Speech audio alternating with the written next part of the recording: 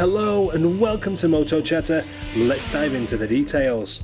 We start with an all-new bike from Suzuki, the GSX8S, with an all-new 776cc double overhead cam parallel twin engine. It has a 6-speed gearbox and a slipper clutch. The engine has a 270-degree crank, which should give it a V-twin character. Both the engine and the chassis are shared with Suzuki's other new bike, the V-Strom 800DE. I have a video on that if you want more details. The GSX8S though has a dedicated all-new aluminium swing arm, which Suzuki say is tuned for a balance of rigidity and flex to provide both stability and comfort. The GSX8S is the heaviest bike on this list, and by some way, with all the other bikes being 190 kilos or under. The Suzuki though does have the most torque, with its closest rival, the all-new Honda Hornet, which is coming up next, being just a few pound-foot behind it. The Suzuki has upside-down forks, a KYB rear monoshock, and twin 310mm discs to help slow you down. Suzuki have provided a decent tech package as well. It has a ride-by-wire throttle allowing for 3 levels of traction control plus off. It has 3 power modes, an up and down quick shifter as standard, 5-inch TFT dash and ABS. It also has a piggyback LED headlight, which we first saw on the bigger GSX-1000S, launched in 2021, giving it a family resemblance with its stablemate and consistent design language across the range. It also gives it a more distinctive look, and it certainly stands out against the Honda Hornet's more generic appearance. More on that in a moment. There are 3 colours: blue, black and white. If you go for the blue or white, you get blue painted wheels and subframe, which helps it stand out even further. Pricing in the UK is £7,999. US pricing is still to be confirmed, but the UK price makes it the most expensive bike on this list, and a full £500 more than the Yamaha MT-07, which we'll take a look at shortly. However, as you will see, you do get more for your money with the Suzuki. Honda's 2023 CB750 Hornet is also an all-new bike, and like the Suzuki, shares its engine with their new off-road adventurer, the XL750 Transalp. Check out my video for more details on that and a comparison with the new V-Strom. The Hornet though now has a parallel twin engine too, which is 755cc and has a 270-degree crank. It does have 4 valves per cylinder, but uses a unicam head, with the cams directly operating the inlet valves and rockers operating the exhaust valves. The cylinders are also nickel silicon carbide coated, meaning less friction, just like on Honda's Fireblade superbike. The new Hornet steel diamond frame is lighter than the previous iteration at 16.6 kilos, and a full 2 kilos lighter than the CB650R's frame. The curb weight of the Hornet is 190 kilos. It isn't quite the lightest bike here, but it is the most powerful at a very healthy 90 horsepower. It would have been outgunned by the Aprilia 660 by 5 horsepower, but the Aprilia is over $10,000, so didn't make this list. You can though check out my video on the 2023 high performance middleweight nakeds for more info on the factory version of the Little 210. The new Honda Hornet though has 41mm shower upside down forks, and the monoshock has 5 stages of preload adjustment. Tech wise, the Hornet is well catered for, with a 5-inch TFT dash, all-round LED lights with self-cancelling indicators. It has 3 ride modes plus a user configurable mode, 3-level traction control which has integrated wheelie control, and 3-level engine braking control as well as ABS. It also has voice-operated phone connectivity as standard, allowing you to stay connected at all times.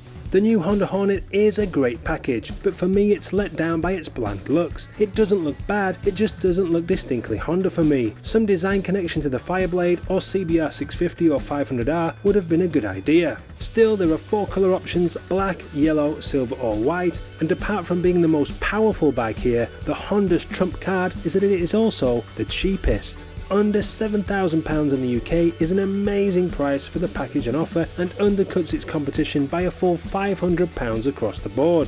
US dollar price is still to be confirmed, but it comes in a huge £1,000 cheaper than the Suzuki, which is a surprise and makes the Honda a super value proposition in comparison.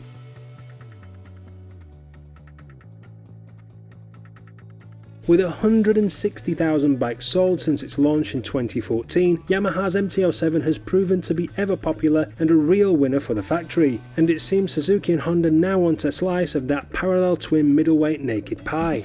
The MT-07 has been slightly updated for 2023. It still runs Yamaha's 698cc parallel twin cross-plane CP2 engine, which is double overhead cam. It is down on power against both the new Suzuki and Honda, but they do have more cc's to play with. However, the Yamaha is the lightest bike on this list at 184 kilos, which means it should be easy to throw it around the city streets and equally round your favourite curves at the weekend. And its twin 4-piston calipers and 298mm discs should be more than enough to slow you back down if you get over enthusiastic. It carries over the LED projector headlight and LED indicators, but the 2023 updates include the now obligatory TFT dash, 5-inch in the case of the MT-07. It has 2 display modes, Touring and Sport, with distinct layouts. The MT-07 now has phone connectivity as standard, covering off the Honda, and it is quick shifter ready, although I believe you would have to put your hand in your pocket a little deeper for Yamaha to put it on the bike. Still, it is now just a case of bolting it on. There is no ride-by-wire throttle and no electronic suite of traction control and power mode settings, and with that the Yamaha is perhaps showing its age. The right side up forks don't help on this front either, but it gets the job done, and they haven't sold 160,000 of them for no reason. Plus, the lack of a ride-by-wire throttle could be an advantage if you still want a direct physical connection in your throttle hand.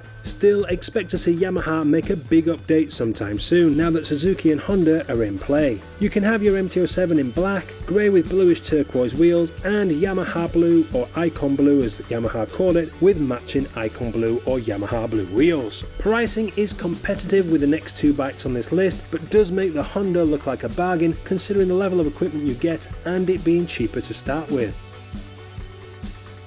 The Kawasaki has the smallest engine on this list at 649cc. It is a parallel twin with a double overhead cam and has a 6-speed gearbox with slip and assist clutch, as do the other bikes here. The Z650 is the least powerful and has the least torque though, but it does have the lowest seat height, giving most riders firm feet-touching floor security. And it is for me the most distinctive bike here. There is no mistaking that it is a Kawasaki. Whichever of the newly updated 2023 colours you go for, you are going to get a good looking motorbike. Your pillion might thank you for choosing the Kawasaki too, as the passenger seat now has 5mm more padding in the middle, 10mm extra at the edges, and is wider too. The 41mm right side up forks obviously aren't the best money can buy, and the twin 2-piston calipers put it on the back foot against its competition here, but the Kawasaki does have a decent tech package, with TFT dash, 2-level traction control plus off, phone connectivity, LED lights, and even an eco light to let you know when you're achieving optimum fuel efficiency. It's priced around the MT-07 and the next bike on this list, and although there is nothing inherently wrong with the Z650, it needs to be significantly reduced in price or be seriously updated to compete with the Honda for me, if only the Honda had the charisma of the Kawasaki.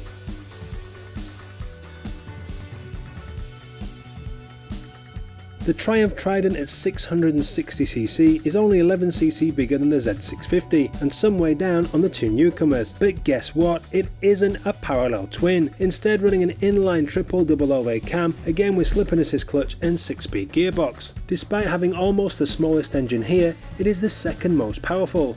Unfortunately, I couldn't find any official consumption figures, but I would bet it could have the others beaten there too. The engine is housed in a steel tubular frame, and you get 41mm shower upside down forks and a preload adjustable shower monoshock. I would like to see some bigger brakes than the nice and 2-piston calipers it comes with, but the little Triumph does have a ride-by-wire throttle, allowing for 2 ride modes and switchable traction control. You of course get a TFT dash, and it has all-round LED lights. Phone connectivity is not standard, but it is an option and would give you turn-by-turn navigation too. Triumph also claimed the lowest service costs in the category. I can't confirm or deny that, but the service interval is 10,000 miles or 16,000 kilometers, and you get a 2-year unlimited mileage warranty. There are 4 colour options, a red with silver, black with silver, black and rather striking orange and grey, so you can really stand out if you want to. It is a little bit more expensive than the Kawasaki and Yamaha, but can't really compete with the value on offer from the Honda. It is a good looking bike and for me the best looking of this group. It has a retro-ish roadster style while still being clearly modern. I like the simple round headlight and unfussy classic modern look to the Trident, and it does offer something different to all the other bikes here with that triple engine. Is it worth an extra £700 on the Honda, and even more if you want the phone connectivity, which the Honda has a standard, you would have to decide for yourself. For me, the more important point is